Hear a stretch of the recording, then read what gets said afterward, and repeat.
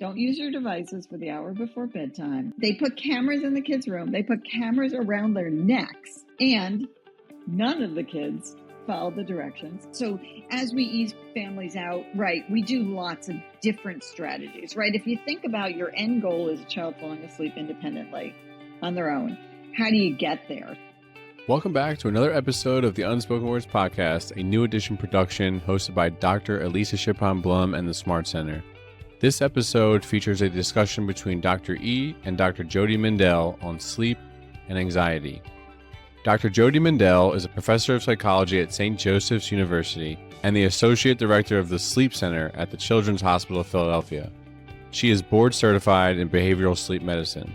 Dr. Mindell has written extensively on pediatric sleep disorders with over 125 publications and over 350 presentations at national and international conferences. She is the author of several books, including Sleeping Through the Night, How Infants, Toddlers, and Their Parents Can Get a Good Night's Sleep, and Clinical Guide to Pediatric Sleep, Diagnoses, and Management of Sleep Problems. Dr. Mindell has been on the board of directors of the National Sleep Foundation and the Sleep Research Society and chairs the Pediatric Sleep Council. She is frequently quoted in national publications including the New York Times, Washington Post, USA Today, and has made over 250 television and radio appearances. In this episode, Dr. E and Dr. Mindell discuss the role of sensory issues in sleep, navigating parent-child sleep dynamics, the overall importance of sleep, and much, much more. Before we get started, remember, if you have any questions on anything you hear in today's podcast, we want to answer them. Please head to selectivemutismcenter.org/ask Dr. E. That's ASKDRE, and enter your question using the form. We read all of your submissions and do our best to answer them on podcast episodes, blog posts, and on social media. And speaking of social media, for the best of this episode and every episode of Unspoken Words, make sure to follow the podcast on Instagram and on YouTube. We are at @UnspokenWords_podcast on Instagram and Unspoken Words Podcast by Dr. E on YouTube. All right, without further ado, please enjoy the latest episode of the Unspoken Words Podcast. Hey listeners, before we get started, I want to tell you about Communicamp, our 3+ day intensive group treatment and all-day parent education and support program designed to help parents, children, and teens overcome selective mutism, social anxiety, and extreme shyness. It's over 16 hours of parent education and support, as well as 16+ hours of treatment for your child or teen. Spaces are limited and spots book fast. To learn more, please find Communicamp in this episode's description or head to communicamp.org and complete our interest form, and our team will be in touch. Let's help your child or teen find their voice. Okay, now enjoy the episode. Hello, listeners. Welcome to another episode of Unspoken Words. I am excited today to be here with Dr. Jodi Mindell, a sleep expert. Hello, Dr. Mindell. Hello, it's great to be here. Thanks for having me. Oh, of course. Of course. We were, definitely interested in talking with you. Sleep and sleeping issues are a definite topic in so many of my consultations with families. And I thought it was just a great topic to talk about in so many ways, in terms of like, why is it difficult in individuals with selective mutism, what we can do about it, what are symptoms, et cetera, et cetera. So I'm excited. Great. And I'm always happy to talk about sleep, wherever it's related to, and definitely in kids with selective mutism, kids with anxiety disorders, kids without any of those issues. Sleep is such a struggle for some people. Well, we'll try to keep this like upbeat and not to the point where they want to go and take a nap afterwards. Is that what's going to happen? Like, are we going to be talking about like all the things we need to do to sleep and then we're going to all take naps, or are we going to be energized? No, we'll be totally fine. I mean, sleep is so interesting because everybody experiences it. It's not just specific to a disorder or a age group. I mean, it affects everybody. It affects parents, it affects caregivers. Every single person sleeps every day. And so it's always fun to talk about, and everyone can relate to it. No, I love that because it's not like we're saying, all right, parents, they're our primary listeners. I mean, we get a lot of professionals as well, educators, etc. But this is an episode where it's not about what can I do to just help my child. This is going to relate to them as well, which is great. Exactly. So we can talk about parent sleep also, but yeah, just families and making sleep a priority and how that's going to help everybody. No, I love that. We'll definitely touch on that. As I was saying, when we first started to talk, that, I see two primary reasons what we see in this practice. One is the anxiety, SM being a social communication anxiety, but also just the comorbidities with the different anxiety disorders. So we see these anxious kids, we see these anxious teens, we see anxious parents. And so that's a big reason for the sleep difficulties.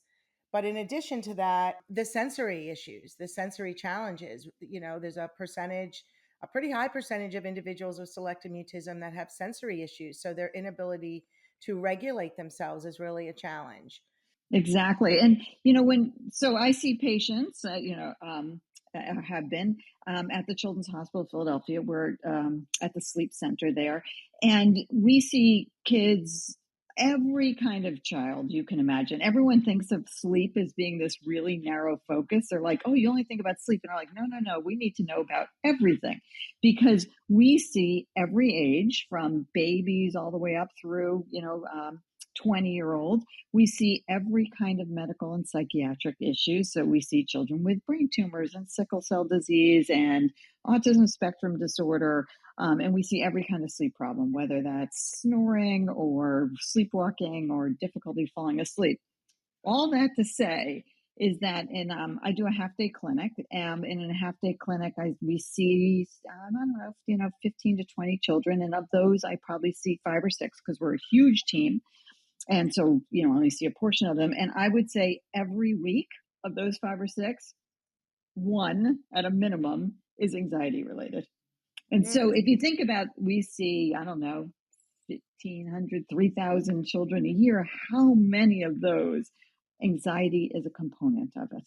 So talk to me, what are the primary symptoms that you do see in the anxious population?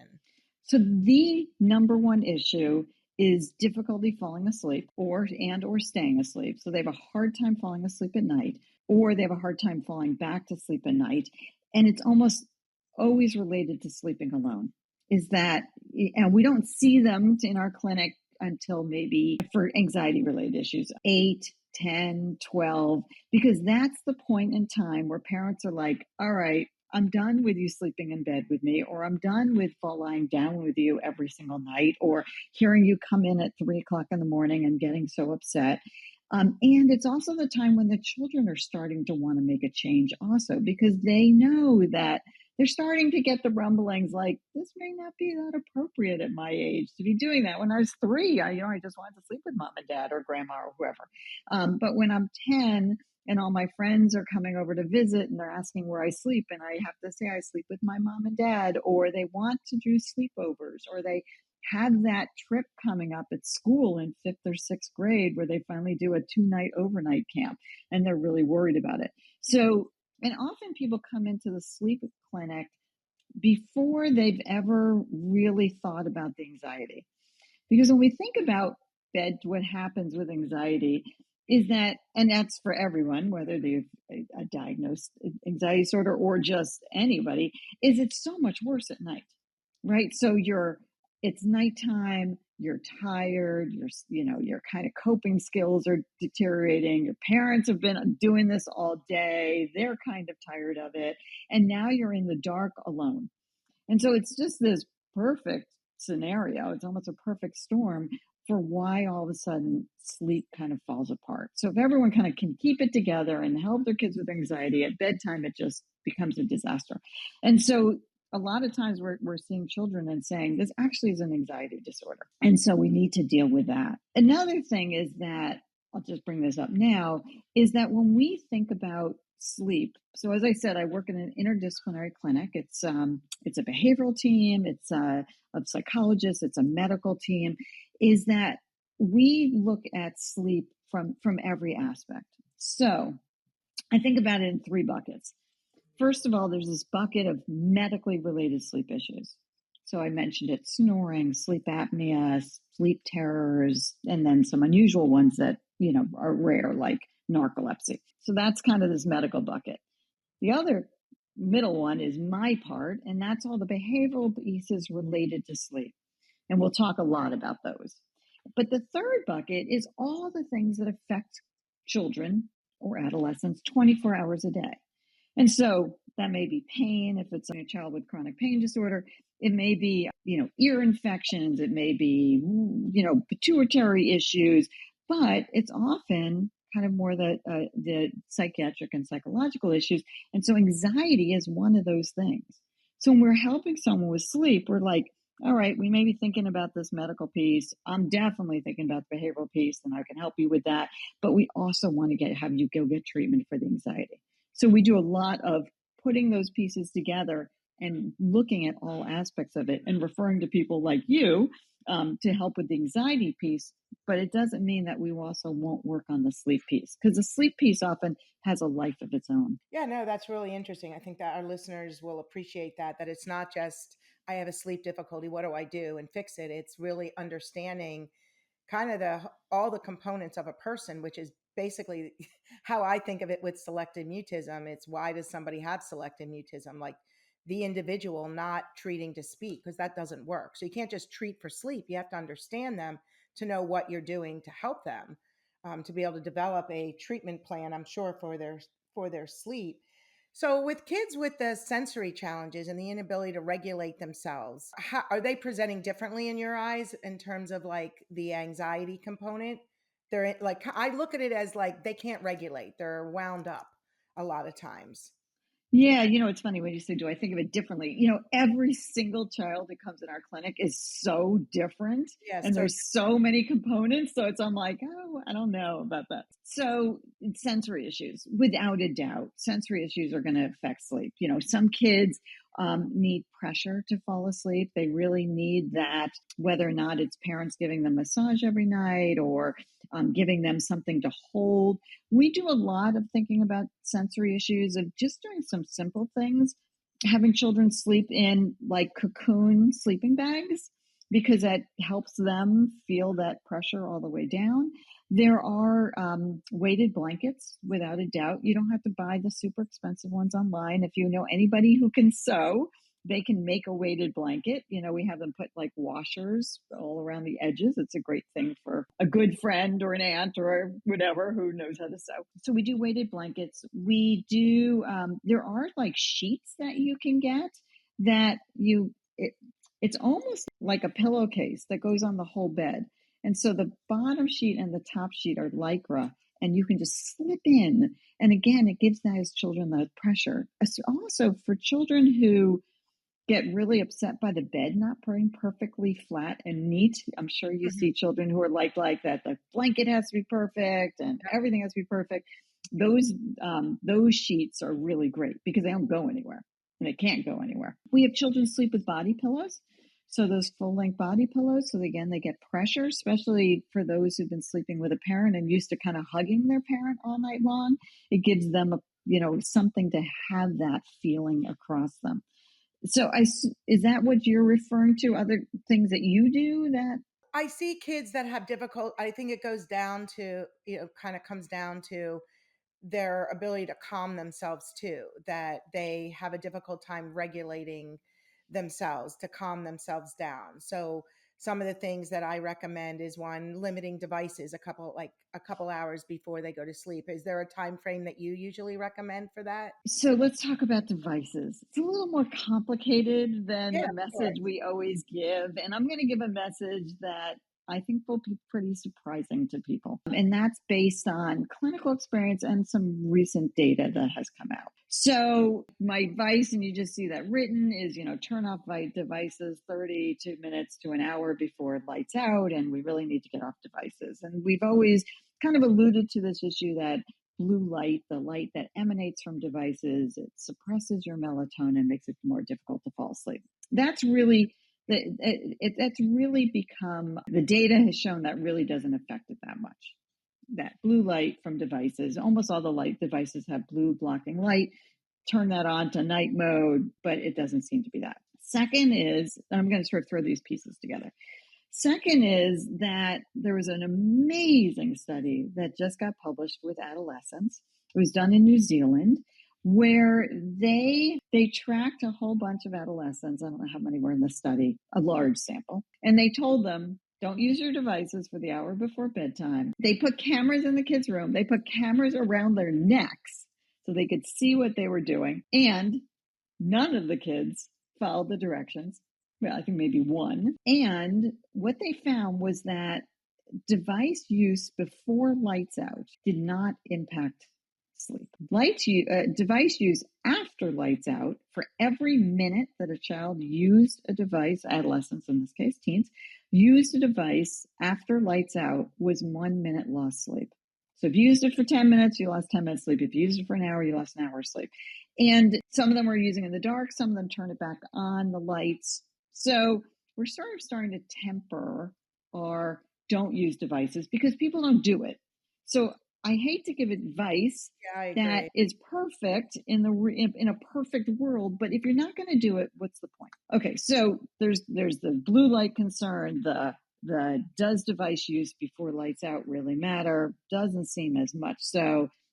Engaging activities, so playing a video game was much more likely to impact sleep than that's what I was passive. kind of talking about. Yeah. Like some people feel calmer by using their device. Yeah. They kind of scroll through socials, they are reading things, maybe they even read that I can see people going, well, that actually calms me. I feel more anxious without that. It's a calming mechanism. Like some people feel more calm watching a little TV and it relaxes them. Maybe not a horror movie, but something to kind of, relax them a little, or there's not a lot of stimulation. I was talking about the gaming too, to bring up, like a lot of my kids, specifically the boys, are big gamers, and they're like the big, games that are very stimulating, and how that affects their mind and associations with, their mind spinning, even ADHD. So I was wondering if you could touch on that. I'm sure you see it's kind of common sense too, right, to families, but it's hard to talk to them about it because some of the kids start to fight that process. Right. So, and exactly, that's exactly like the perfect lead to kind of this third issue, right? So there's the blue light, there's like, is social devices that horrible? And third is that for some kids, device use actually helps them, that turning off all the devices and putting them in a dark, quiet, still room makes their anxiety just soar. And for those kids, we will say, you know what? It's kind of okay. It's okay to use your device. I don't want you completely panicking at bedtime. We sometimes use it with kids with autism spectrum disorder because they can't settle themselves. But, thinking about children with selective mutism, I don't want them spiraling and panicking. So we may actually keep devices in the picture, but I think what you bring up is exactly on point, is what are you going to be doing on that device?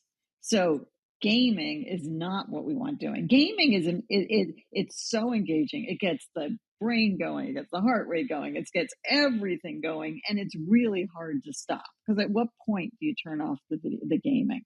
Is I would rather come up with a plan where they're using a device for something that is relatively more calming. So maybe it's listening to a podcast. Maybe it's listening to a book on tape. It's best if you're going to be listening to an audio book or you're going to be reading, it's something you've read before. So you're not wanting to hear what's going to happen next or read what's going to happen next. So we have lots of kids who've listened to Harry Potter over and over and over again because it's calming. They like it. It's enjoyable, but they can stop it because they know what's going to happen. It doesn't really matter. Sometimes like a magazine or a short article will be good, reading those, like, a nature magazine. If you're really into animals, reading a story about whatever, some polar bear is living up north, but something that gets your mind off thinking about all those things.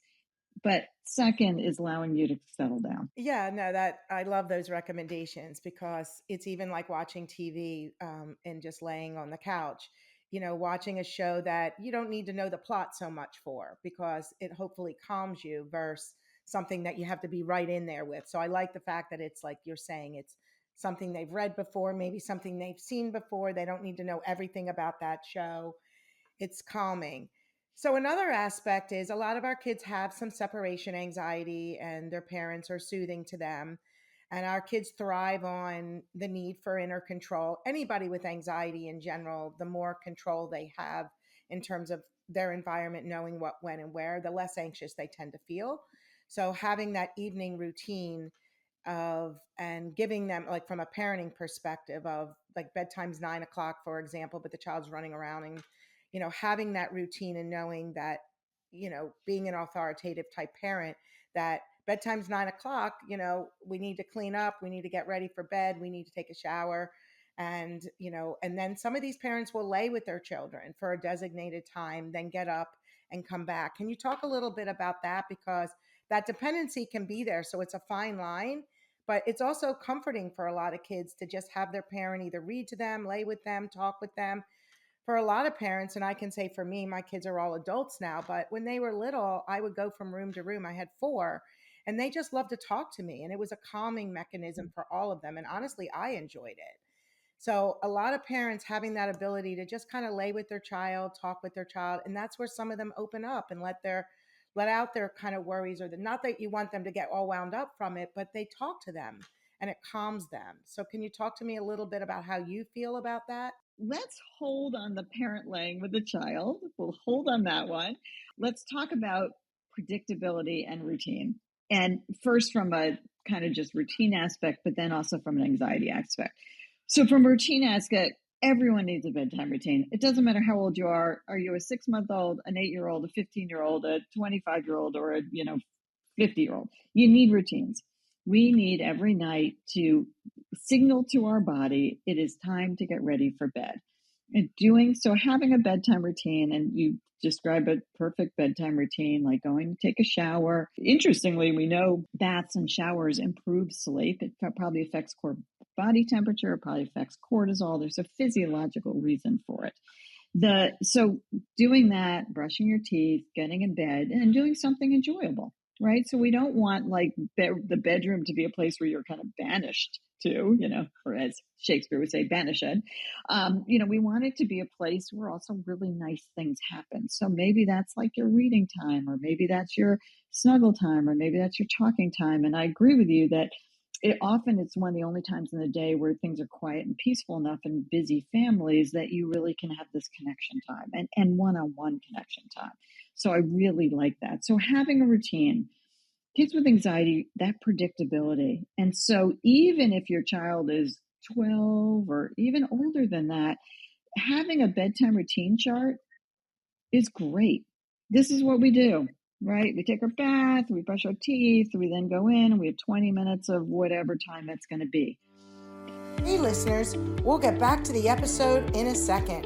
I want to tell you about CommuniCamp, our popular 3+ day intensive group treatment and all-day parent education and support program designed to help parents, children, and teens overcome selective mutism, social anxiety, and extreme shyness. Over 3+ action-packed days, your child or teen will engage in immersive activities guided by expert clinicians that build confidence and communication skills in a supportive, fun, and collaborative environment. Spaces are limited and spots book up fast. To learn more, please find CommuniCamp in this episode's description or head to communicamp.org and complete our interest form, and our team will be in touch. Let's help your child or teen find their voice at CommuniCamp. Let's get back to the episode. Another thing with that predictability, and we see it a lot with children who are anxious. We see it a lot with all families, but especially with children who are anxious, is the word that comes out when they describe what happens at night is the word sometimes. And the minute I hear the word sometimes, it is a complete red flag to me. Sometimes I lay down with her in her room. Sometimes I just get frustrated and I leave. Sometimes I have her let her lie in my room. Sometimes I don't want sometimes. And for kids who are anxious, starting 2 hours before bedtime, they don't know what's coming.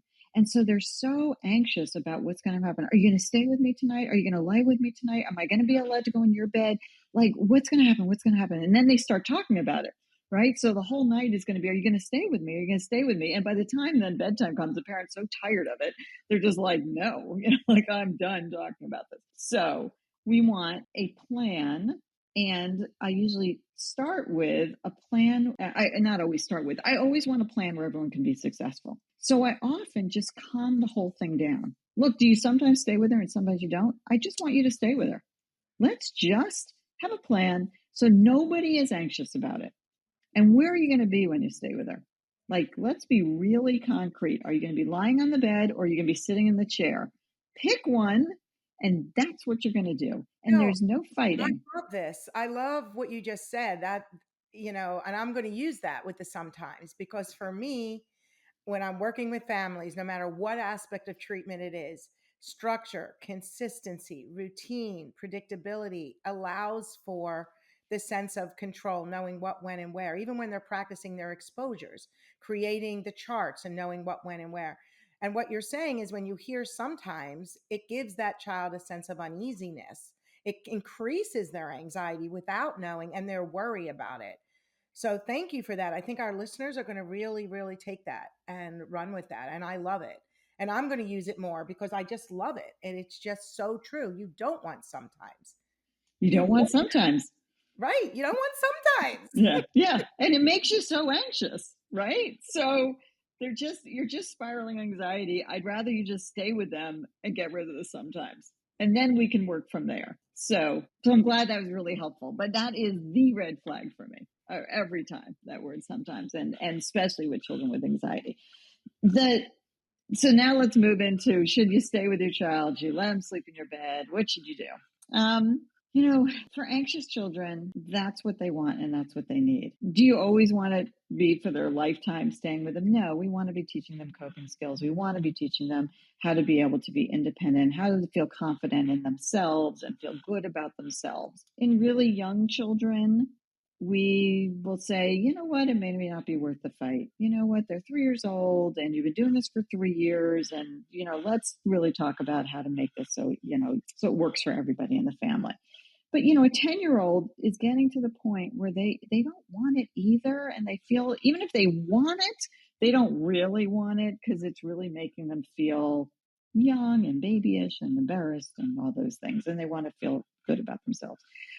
So we always do really slow changes. So I will always start with, let's get rid of the sometimes.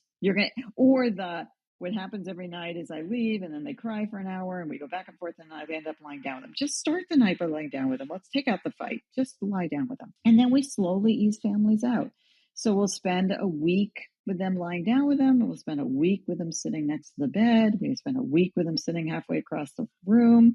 It may be 3 weeks, it may be 2 days, whatever it's going to be. There's no magic period of time, but it's all about being consistent and being really clear and having a child feel safe and successful while the parent is also able to have them practice their coping skills. So especially working along with somebody who does anxiety and having a child in treatment for anxiety is teaching them those coping skills at the same time that I'm doing that behavioral piece for the sleep part of it. And it may, we often end up with, the parent down the hall in their bedroom while their child is falling asleep. We haven't talked about middle of the night much. So I don't know if you want to go there or keep talking about bedtime. No, I think we should. I mean, I was going to bring up the fact of siblings. Sometimes having siblings that you can, either share a room with or they spend some time, almost like a little bit of a sleepover from time to time. This has helped some of my families, and like you said, it's the balance. And one of the things that came to mind when you were talking about this is kind of what's socially appropriate.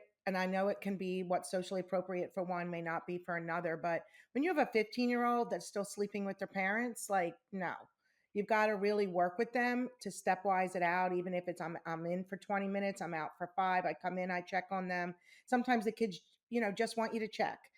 But having that, so a 3, a 4, a 5-year-old, you get to a point where you want them to be independent. And it's exactly what you said. The kids get to a point where they know this isn't right. Like mommy shouldn't be sleeping with me, and I'm 12. But there's nothing wrong with mom coming in, giving a kiss, or dad and hugging them, and then getting up and kind of walking away and teaching them those. So I think it's a balancing act with your treatment professional of what works for your family too. You brought up another good point, like talk about the middle of the night. Why not? Yeah. Yeah. And let me go back to bedtime for a little bit. So, as we ease families out, right, we do lots of different strategies, right? If you think about your end goal is a child falling asleep independently on their own, how do you get there? So, you can ease out over time, but you can also do things like we have parents leave for 5 minutes, come back and lie down with them, then leave for 10 minutes and come back and lie down with them to give them practice being alone. Or we have people, parents come back every 5 minutes, just give another kiss goodnight. Yeah, like, I will always be back. One key thing is a parent better set an alarm for themselves, because the night they get distracted by their own social media, that's it, right? Then the child is always worried that they're never going to come back. So we do lots and lots of strategies. Middle of the night. So what we know about sleep, and I'll just go back to some basics about sleep. So basics about sleep is we all wake up numerous times per night. 2 to 6 times per night. Everybody wakes up, whether you're 2 or whether you're 15 or whether you're 45. Whatever is present or happens at bedtime is what you need to return back to sleep. So if you're falling asleep with your parent in the room, all the lights on in the house and the light on in the hallway, and you wake up in the middle of the night because now your parent has left, the lights are all out, you're not going to be able to fall back asleep. We want the bedroom to be exactly the same at 2 in the morning as it's going to be when you fall asleep. So as long as you have a parent falling asleep with you at bedtime, you're going to need that to fall back to sleep in the middle of the night. As long as you have the music playing, the lights on, the hallway on, all that at bedtime, you're going to need it in the middle of the night. So we want people to work backwards. Think about what it's going to be like at 2 in the morning and make it the same. Now, if you're going to have music playing all night, that's fine. Then you can have music playing at bedtime, you can have music playing all night. But to expect kids to fall asleep with all this help at bedtime and then think that they can not need it in the middle of the night, you can't expect that, and it's not really reasonable to expect. I think people think that once you fall asleep, you sleep all night. And so it's all about getting them to sleep and then you'll just see them in the morning. We wake up all the time during the night. And I think once parents hear that, they start to understand, like, why is she waking up at 3 in the morning? She's supposed to wake up at 3 in the morning. We all wake up at 3 in the morning. It's how can we have her feel that the situation and what we call them sleep associations are the same. So if you want changes in the middle of the night, you have to make changes at bedtime. And so you do have to start at bedtime. While you're working on bedtime, as long as you're there or you're lying down with them or you're sitting in their room, you either need to reenact it in the middle of the night or, do something as an interim measure. So maybe it is having them still come into your room in the middle of the night and sleep in your bed. Or we do a lot of making kind of nests for kids where there's a place on the floor in the parents' bedroom where there's a blow-up mattress or a sleeping bag or something where the kids can just come in there, and parents will say, as long as you don't wake me, you can come in and sleep in there. And that's fine. If that works for the family and that's best for everybody, I think that's totally appropriate as they work on doing things at bedtime. In the middle of the night at 2 in the morning, 4 in the morning, everyone's exhausted. No one can cope. It's not the time to just practice new coping skills. You got to really develop it when you're awake. It sounds like, we're similar. What works for one family may not work for another. And it's about being flexible and, helping them in terms of, getting their needs met, but at the same time, not enabling, but it's flexibility too in this process and trying to create that structure, consistency, routine, predictability in the best way possible. But what works for that family? And I love that because that's what you're saying. I mean, there's some families that are absolutely not. I do not want my kids in my room. And then these kids feel like, and I'm not saying they should, but if that doesn't work, we're not going to push that. But if it works and the family's like, oh, we have 2 big couches and we're good with that, then that works and we'll make that work because eventually they wean out. And I find the less the family's rigid about it themselves and the more the child feels safe because of that flexibility, the quicker they are able to sleep on their own. Do you find that too? Yeah, absolutely. It's funny, and I always talk about this. So I told you I work in this interdisciplinary team, and one of my former physician colleagues, she would, because what happens is because we're a teaching hospital, trainee goes in, comes back out, tells us what's going on, and then we all come up with a plan. And so she says, I'm going to order a sleep study, and I'm going to start them on a nasal steroid, and I'm going to do all this. And she'll look at me and she say, what are you going to do? And I'll be like, I don't know. I mean, we must have this conversation hundreds of times. And she would look at me like, what do you mean you don't know? I'm like, I don't know until I meet with the family. I need to find out what are their goals, what's a step that they feel that they can take, what's reasonable and appropriate that they can do. And some families are like, it's fine. Just, have them come in at 4 a.m. I don't care. I just want to solve bedtime or, whatever it's going to be. So it is about flexibility and working with families and being a team in this process of what is your final goal, and let's help you get to that goal. Yeah, no, I love that. That's very, very helpful. No, this is great. One of the things that you talk about is how sleep difficulties affect social and academic functioning. Obviously, with academics, we can kind of get an idea of what that means. They're not up to par, their mind's not working to the best it can work. Of course, food plays a role in that too. So I can understand the academic piece. Talk to me a little bit about the social piece, because that's such a big piece for our kids with SM, social communication. And so what would be a layman way of explaining that? How is it affecting their ability to socialize, lack of sleep or sleep difficulty? It's interesting. Most of the research that I do, I mean, clinically, I see every age. Most of the research I do is with little ones, 0 to 3-year-olds. And we often will look at sleep at a certain age in babies and follow the families for 6 months, a year, 2 years. And the thing that we always find every single time is that poor sleep at a certain period of time, either at the same time or predictive for later times, is social emotional development. It's not as much cognitive. Cognitive aspects are really how you slept last night affects how well you do today. It doesn't really affect long-term IQ, what we think of as IQ. There's so many things that affect that. I mean, nutrition and parent interaction and language and reading and all that stuff. But that sleep really affects that social emotional development. It's that how, and again, it's next day. If I'm so tired, I can't manage these coping skills. I'm just falling apart. I can't regulate my emotions. And longer term is that every day that you're socially, emotionally, struggling sets up for continuing struggling.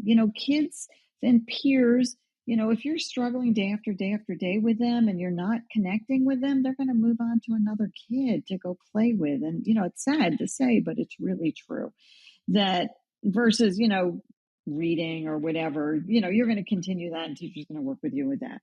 So we do see that we want kids to get as the best sleep that they can so they can be alert, awake, they can regulate their emotions, they can manage and do those coping skills, they can do that self-talk about, that's just my bossy voice telling me this thing. I don't have to keep talking about whatever is worrying me. So we really see that in, peer relationships and family relationships, that getting enough sleep is really important. And you mentioned at the very beginning of the podcast about parents. We want parents getting enough sleep too, so they can help their child. Because a really well-rested parent is going to be the best parent they can be too. And they're going to have the patience to have you kids practice those coping skills and do those hard things that they have to do and be present themselves and be less anxious themselves. You talked about often anxious kids have anxious parents, often anxious parents have anxious kids. Lowering everybody's anxiety by getting sleep is going to really help. No, great points. Before we end this, I just want to touch base on food and sleep, because there is that association with certain foods that will cause them to feel wound up. Drinking caffeine, eating something with caffeine. Talk to me a little bit about the food and different things you can do to maybe calm yourself, but also what to avoid. So there is not actually that much research on the relationship between food itself and food, like do you eat chicken or do you eat a hamburger or chicken nuggets in the case of kids, and sleep. Super heavy meal at the right before bedtime is not a best idea, because then your GI system is working overtime and, it's really going to cause your body not to be able to settle down. The big thing that you mentioned is caffeine. Without a doubt, kids and adolescents do not need caffeine. They should be getting enough sleep at night that they don't have caffeine. And when we talk about caffeine, we're thinking about not just the obvious ones like Coke and Pepsi and coffee. We're also thinking about a lot of the bottled iced teas have caffeine in it. Some people think like green tea because it sounds more natural, doesn't have caffeine, but it has a lot of caffeine in it. You really want to look at all those products. Some of the orange sodas have caffeine and some do not. Some root beers do, some do not. I mean, it's sort of shocking. You really need to look at those labels. We don't want them having any caffeine because it really is going to affect sleep. So you want to watch that out for that. Chocolate, there's a lot of word about chocolate. Dark chocolate has much more caffeine than milk chocolate. But if you're having a chocolate chip cookie at bedtime or in the evening, or a piece of, brownie as dessert with dinner, honestly, it's not going to have enough caffeine that it's going to affect sleep at all. So you don't have to become rigid about all this stuff. But we don't want kids drinking, root beer. I was at a friend's house and I couldn't believe it. Her 14-year-old, who's super anxious and was moving into a brand new bedroom that night, she was drinking root beer at 7:00 at night. I almost lost my mind, but I'm like, not my place. No, my eyes must have gone like saucers, but it's not the thing you want to do. And with an anxious child, we don't want to add more stimulants where they're already worried about things. And, no surprise, she did really poorly that first night in her room. But my goodness. What about calming mechanisms? That old wives' tale. Is it a wives' tale with warm milk calming you? Anything that you feel is calm Yeah. is calming. Let's put it that way. It like L-tryptophan is in milk. You have to drink a huge amount of milk for that L-tryptophan and they're to running kick to the in. bathroom all night. So right. Yes, you don't want that. But anything that is kind of a really nice part of a routine that every night you associate with, kind of warmth and comfort and safety and sleepiness, go for it. Absolutely go for it. No, this is great. You've given us so many different, thoughts and ideas to talk about, to think about. Any last minute comments about sleep? Is for parents to realize that it's never too late to make changes. I think a lot of parents think, oh my God, she's already 5, we can't make changes, or she's already 9, or now he's 15, we can't make changes. You can always make changes in sleep. And one of the reasons why I love working in the area of sleep is that sleep improves. Like we can pretty quickly really move that needle on sleep. And if you're getting more sleep and working on the sleep aspect at the same time, you're working on the anxiety and all of the work that you do with the selective mutism, it's really going to kind of, raise all boats and really make a difference for families. No, that's really helpful. But one last thing I thought about before we end this, because I know I'm going to get these questions. What about some of the herbs that people use to help calm their children before they go to bed, even giving them Benadryl, diphenhydramine? I know I'm going to get it. What do you think of a low dose of that, like 12.5 milligrams, of diphenhydramine, or the, different herbs? What are your thoughts? So Benadryl, diphenhydramine, absolutely not. It has a very long half-life to it. Kids are waking up groggy in the morning. It can lead to sleep terrors because it affects sleep. We are really not. And there was a long time ago, there was a study, I think it was at Hopkins, where they were doing a randomized control trial.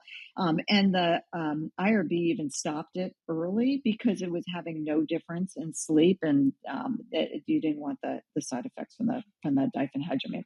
So no to that. Yeah. Melatonin is the one you're going to hear about. I know. So let's just talk about it because it's such the kind of rage.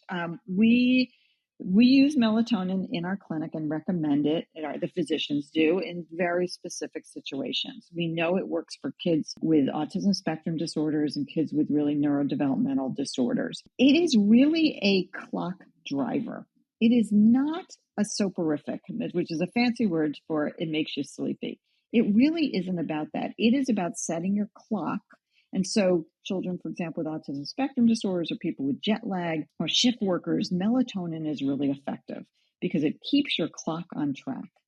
For children with anxiety disorders, it's really not that effective. It also has a very short half-life.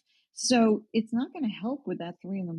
waking. It may help a little bit at bedtime, but that's really not where we want to go and what we want to rely on. The other thing is you have no idea what's in those bottles. It's sold over the counter. If it says 3 milligrams, it could be 1, it could be 15, exactly. It could be anything.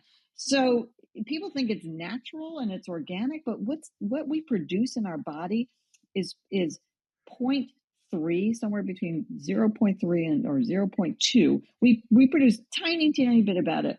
When you give 1 milligram or 3 milligrams, or people go up to 10 milligrams, we don't even have enough receptors in our brain.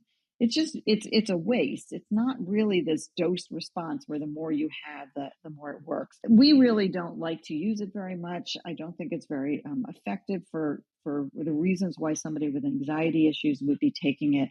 Much rather than doing, you know what, have some chamomile tea, do something soothing. I don't tend to recommend it. I also find that, the dreams, the bad dreams I hear about sometimes, I just don't recommend it. I do make sure that they get exercise earlier in the day to help them, that a lot of the kids that start with their exercise routine are more tired. So that's been very beneficial. Like you were talking about the different food, like caffeine. I mean, these are things that are pretty easy to change. And parents are like, oh, wow, I didn't think of that. So I think this is all helpful to them. And I think that you've said so many wonderful things. And I think of everything you said, the thing that stands out the most is the flexibility with every family and the structure, consistency, routine, predictability. And I love, love, love sometimes. I don't like sometimes. I don't like sometimes. And you feel free, please. The minute you hear that word now, you'll always think of me and be like, oh, sometimes that's the problem. Yeah, sometimes. No, I think our listeners are going to like that too.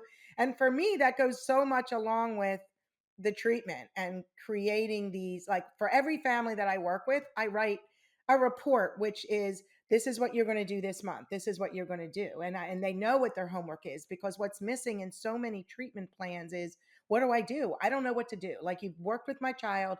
This went great. Now what? I need a plan. What do I do in school? What do I do out and about? What do I do during get-togethers? What do I do when I visit my relatives next week? So planning for all that, they love that sense of control of knowing what, when, where, and how. The parents feel good about it. That projects onto their children. The children feel good about it, whether they're playing games or they're doing goals as older kids. That structure, those charting, the knowing what's happening, lowers their anxiety, and it gives them a sense of control, and they make progress. So with what you've described, is very helpful. And that's why I recommend your book, Sleeping Through the Night. I love that. I've shared that with many of my families. And I thank you. This has been wonderful, Dr. Mindell. Great. Thank you. It's been great talking to you. Really enjoyable. And we're in the same city. And we're in the same city. Who knew until this morning? If you have questions on anything covered in this podcast episode, we want to answer them. Please head to selectivemutismcenter.org/ask-DRE. And we'll do our very best to answer them in upcoming podcast episodes, Smart Center newsletters, and on social media. Thank you.